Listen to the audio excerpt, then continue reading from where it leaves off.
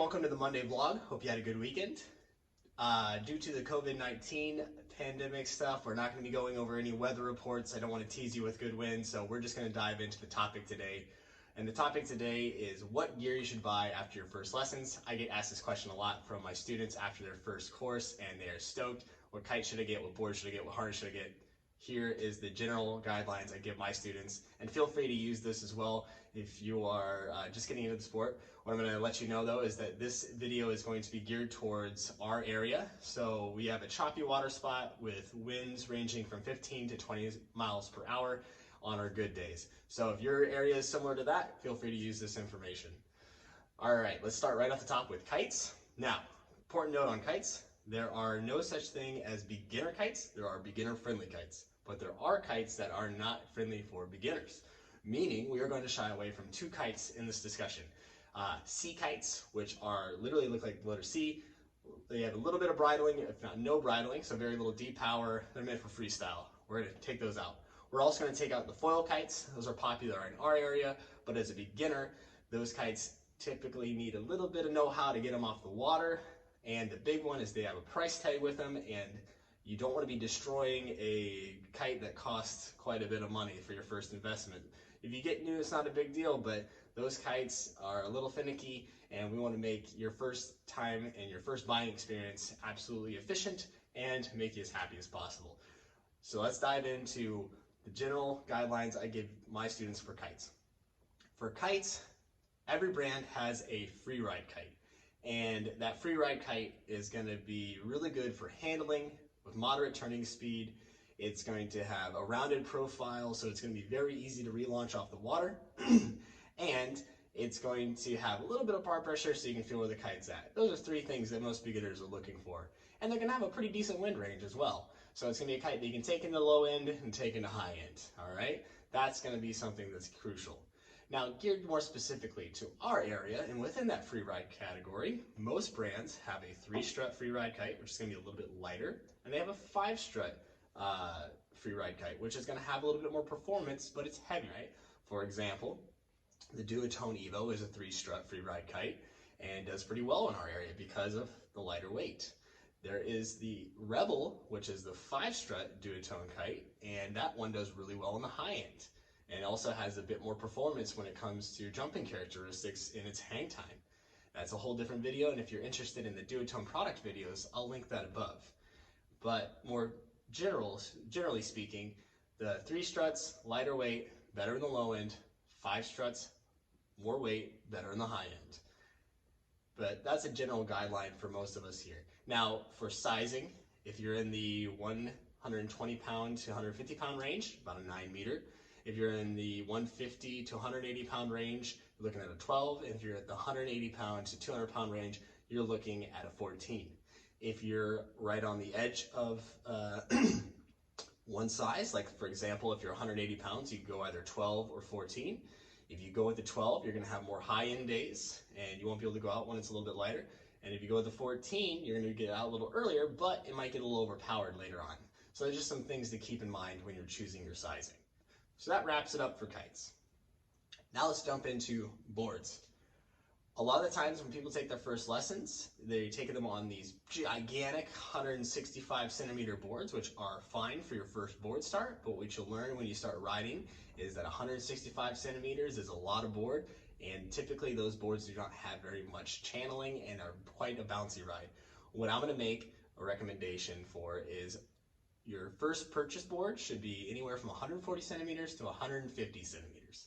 All right, that's going to be something that's still large, that can get you up with ease, but also something that you can manage underneath your feet because it's not so big and cumbersome. When you go to learn your first transitions, the smaller size, or the medium sized boards I should say, for what I'm talking about, are going to make your transitions a little bit easier. Now, another thing you want to look for in terms of the boards is we do have Freeride boards as well. Those are going to have a little bit more channeling in the bottom, and they're going to have a little bit of flex, like the Duotone Select, which is this guy right here, has moderate flex through the tip and a little bit of channeling underneath. If you can see here in the camera, a little bit of concave there. It's going to make it grip to the water a little bit more, and it's going to make you hold your edge a little bit better. But between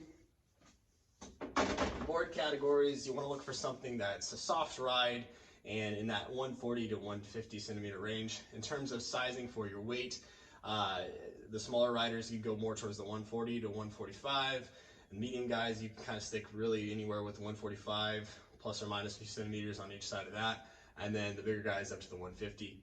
Don't be necessarily stuck on sizing so much. If you think like, oh, I'm the medium size, I should go for a 145, I need a 145. If you find a 144 or 143, that's fine. If you find a 147, that's fine. Give yourself a range, all right? And anywhere in that 150 to or 140 to 150 range should work out pretty good for you.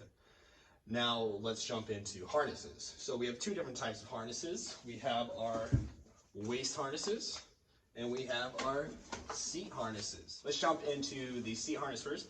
Seat harnesses have the little leg loops here that you step into, similar to a climbing harness, and they typically sit a little bit lower.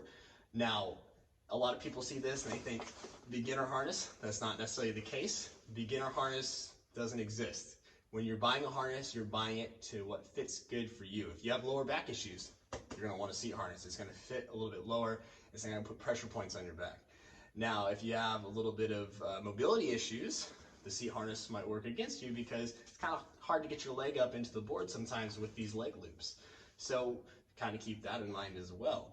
But when you're going for your harnesses, the general guideline is the seats are going to sit lower. They're going to pull you up like you're sitting in a chair, feel a little bit more comfortable.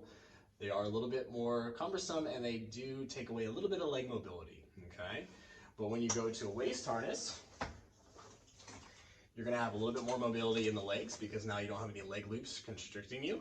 And now you do have the ability to have the bar a little further away from you because the kite is, or sorry, with the waist harness, the harness sits up a little higher, so it's going to make the bar sit a little further away from you. Just one thing to note, when you do look at the waist harnesses, you're going to notice there's a couple different types. This is a medium shell. It's a kind of composite back here that gives a little bit of rigidity through the harness. Then there are harnesses that just have the foam, very malleable. And then there are carbon fiber harnesses that are super, super stiff. So you want to take a look at those, see what feels good to you, make sure what fits right. When you are sizing yourself for a waist harness, you want to make sure that it fits low and stays low. They're going to move a little bit, but what you don't want is to get a size up where it rides up to your ribs, because that could actually potentially bruise your ribs and hurt you, which you don't want. You want to make sure that thing fits snug. So waist harnesses, something that's going to sit a little bit higher. It's going to give you more leg mobility, but it could kind of cause a little bit of riding up issues and crashing. So there's the pros and cons of that. When you're going for a harness, you want to make sure it fits you like a pair of shoes. So I always tell my students, don't be caught up on what looks cool. Don't be caught up on, well, he's riding this or he's riding that. Doesn't matter. You're going to find what works for you, what feels good to you. That's the key things for finding a harness.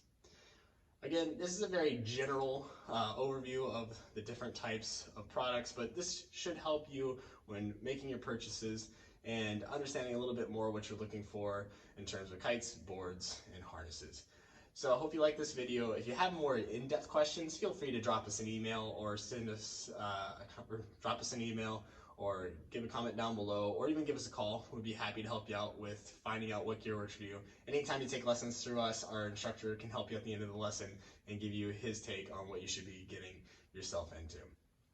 So again, happy kiting everyone. Hope you enjoyed the new vlog and we'll see you on Wednesday.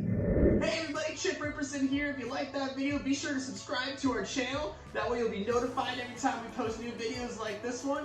And if you want to see more videos that are already on the channel, be sure to click right here for more of our pro rider interviews, gear reviews, and more vlog posts.